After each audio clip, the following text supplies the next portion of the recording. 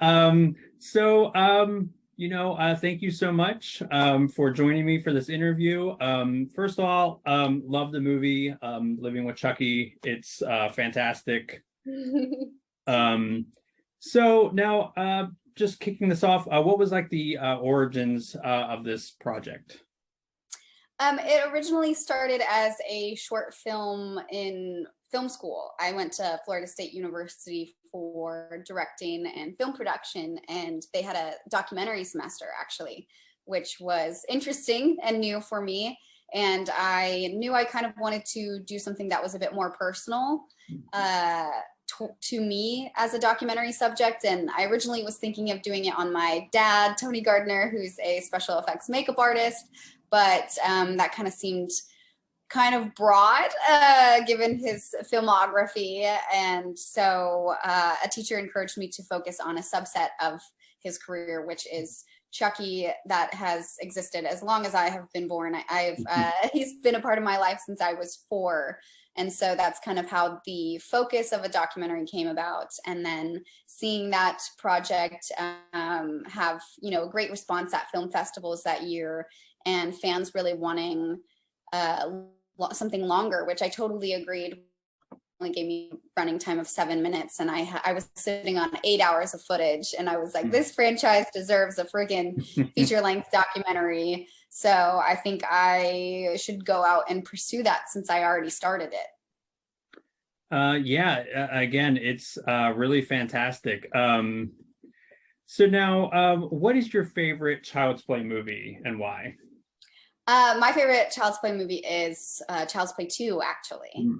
I really love the relationship between Kyle and Andy. Also, Christine Elise during that time is like a total babe. I mean, Christine's always a babe and forever will be a babe, but especially her 90210 era and things, she's just like such a cool girl. And as well as in Child's Play 2, she's kind of like grungy and awesome. And it's a foster sibling relationship, which is way less common in the horror genre, which I thought was really endearing. And you can tell that she and Alex Vincent had a great relationship, and I liked that dynamic, as well as the color palette of that movie. Yeah. The house is really cool, and then ending in the toy factory was just really cool to see. So that's kind of my favorite.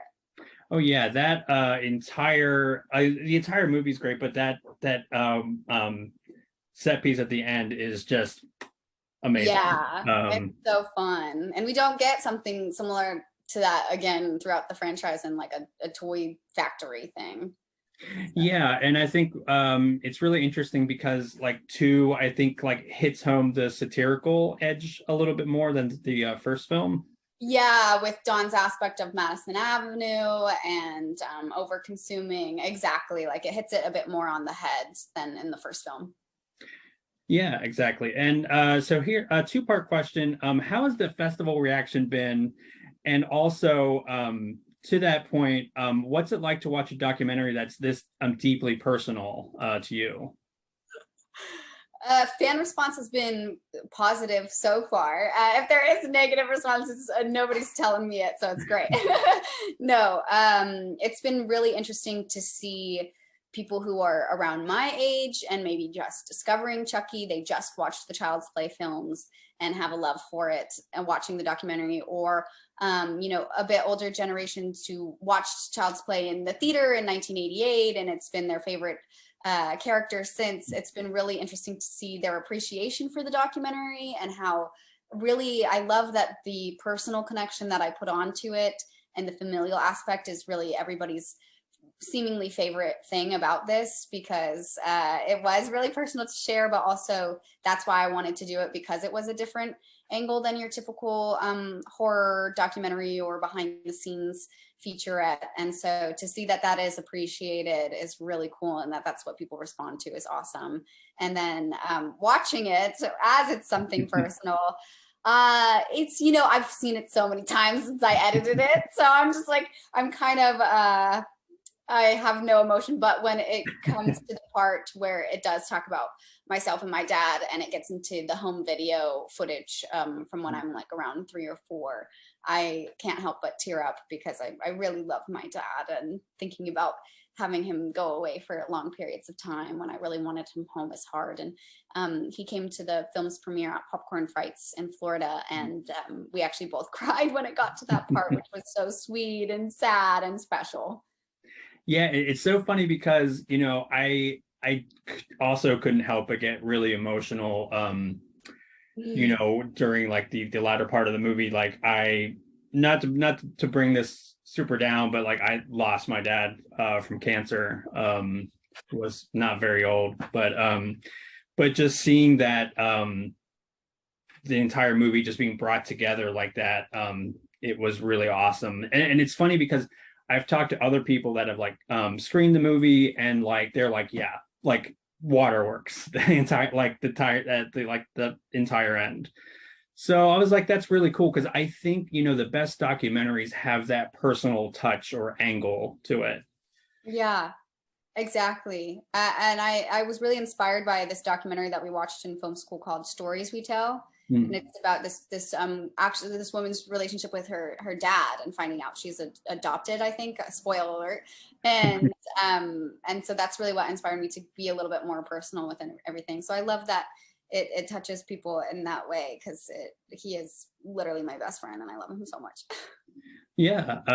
Well, it definitely, I think, translates really well. And so what was like, while filming anyways, like what was the most like poignant moment, or like, you know, was there any like particular moment that was really like it just sort of brought everything home as far as like this project?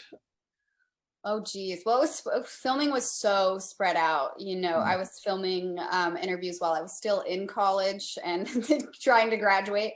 And then when I first moved out after college, and then COVID hit.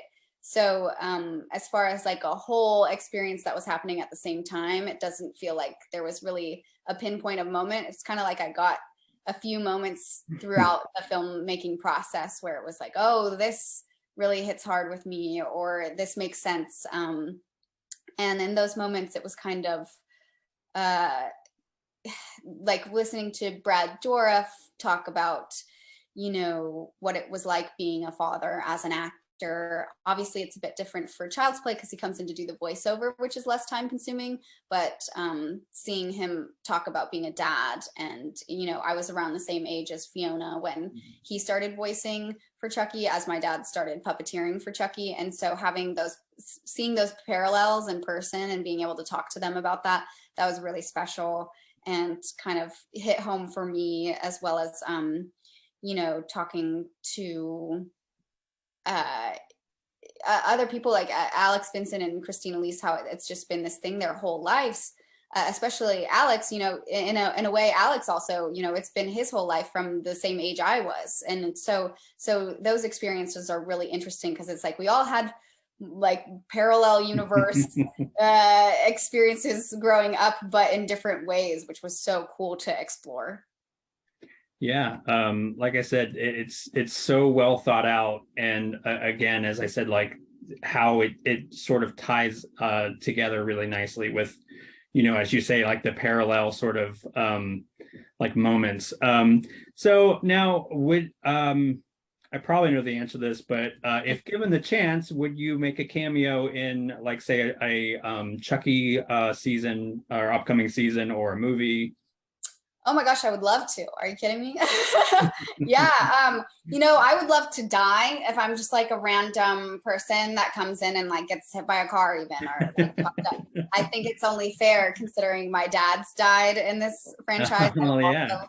I would also love to have a cameo just to die, or you know, be involved in any way in the future if the opportunity presented itself. Yeah, I think that would be the ultimate full circle moment, which would be so cool. Well, we're putting it out in the universe. Yes, I'm gonna die in a it Chucky episode, maybe, which would be so fun. Oh yeah, absolutely. So our final question, what would you say you would want the takeaway to be with audience members from this movie? Oh, geez. I mean, I think you kind of get it regardless of the familial aspect of just how much everybody is a family, but more so than that, how much everybody cares about this franchise and has dedicated their time, money, efforts into keeping this thing ongoing, regardless of schedule or budgets being cut and all those things. I hope that people have a new appreciation just for how much goes in behind the scenes between the puppeteer work and as well as, you know, Dawn really, you know, now becoming the forefront in show running the series, all those things. It's like everybody's continued on with this franchise that they love, and it's gone on, I think, because the family has stuck together through tough times and good times as well. Yeah. Yeah, that's great. And like I said, I think all of that really comes through very nicely. Again, such a great documentary. I honestly think it's one of my favorite maybe documentaries this year. So I like was super excited to have the chance to talk to you, and it's kind of cool because like Child's Play was one of those movies that like my sister and I like snuck the VHS. Oh my God. I snuck Seed to my friend's birthday party. So Nice. that's so funny. Yeah, so it must be fun just hearing these different like stories of how, you know, this has impacted your life, but fans, I think that's so cool how that kind of comes through in the movie. Yeah, and that was something too. You know, in the horror genre, it's so underappreciated. I think in terms of you know typical Hollywood and filmmakers.